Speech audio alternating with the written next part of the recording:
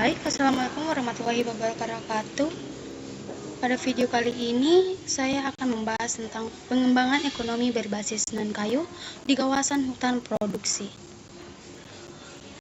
Baik, kita masuk pada aturan dan kebijakan.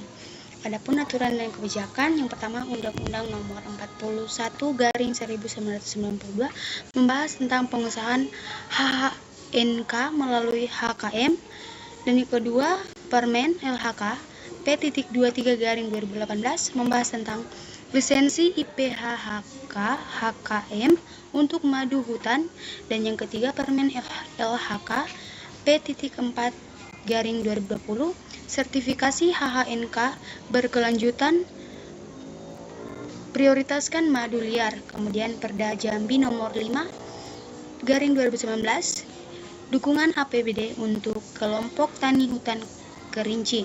Kemudian Program Nasional HHNK KLHK tahun 2021 target 1 juta ton per tahun Jambi Pusat Madu.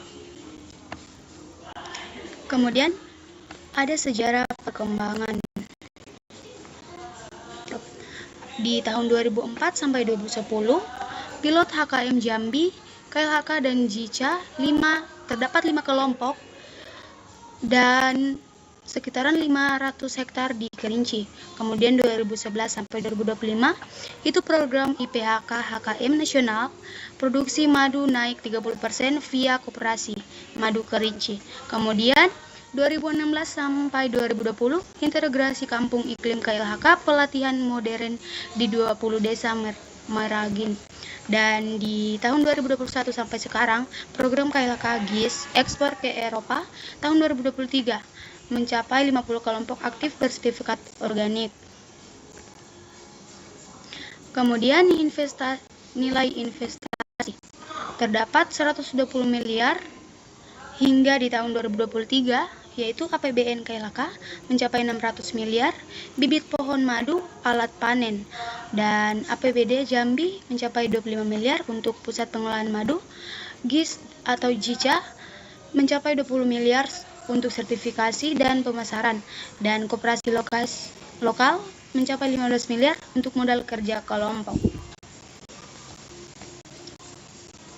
Kemudian cakupan luas dan cakupan program, yaitu total 25.000 hektar hutan produksi 10% kawasan Jambi, 5.000 rumah tangga atau 100 kelompok HKM, dan produksi mencapai 200 ton per tahun atau sekitaran 70% diekspor. Kemudian manfaat ekologi. Yang pertama konservasi pohon, 50